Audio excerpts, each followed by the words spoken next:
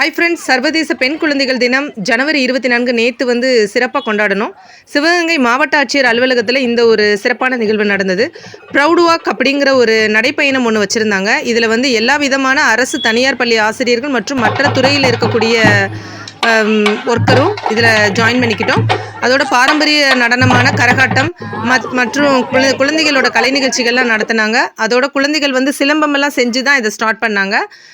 நிறைய குழந்தைகளுக்கு எதிராக உள்ள இதெல்லாம் தடுக்கிற மாதிரி உள்ள போர்டெல்லாம் கொடுத்து அதெல்லாம் நாங்கள் வச்சிட்ருந்தோம். இந்த நடைப்பயணம் ரொம்ப நல்லா இருந்தது.